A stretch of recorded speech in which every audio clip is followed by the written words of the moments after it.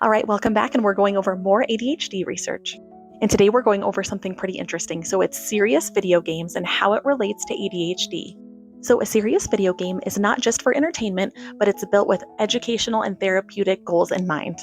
So they're using actual gameplay mechanics to help train in problem solving, planning, and attention. So this particular study looked at 170 kids aged 8 to 12.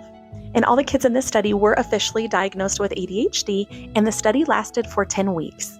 This is another one where it's parent reported, and this study mainly concentrated on the executive functioning part, which is the planning, the organizing, time management, as well as cooperation.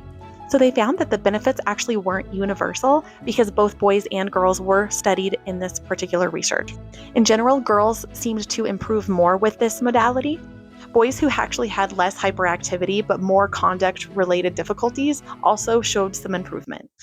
It's also important to remember that the outcomes were based on skills, not core ADHD symptoms. It's possible that why girls showed more improvement was because it actually matched different ADHD profiles. Not that it necessarily works better for girls in general, because typically girls present with more internalized difficulties. Of course, this isn't always true. For transparency, some authors were paid consultants on the game's development. This was mainly through their institutions, and if you had prior pharma speaking and advisory roles, it doesn't mean the study is fraudulent by any means. It just means we should have that in mind when we're reviewing the results. So overall, this wasn't meant to replace therapy or medication, but it does support that video games that are educational based can actually help with some skill development. And it shows that this is in some kids, not every kid.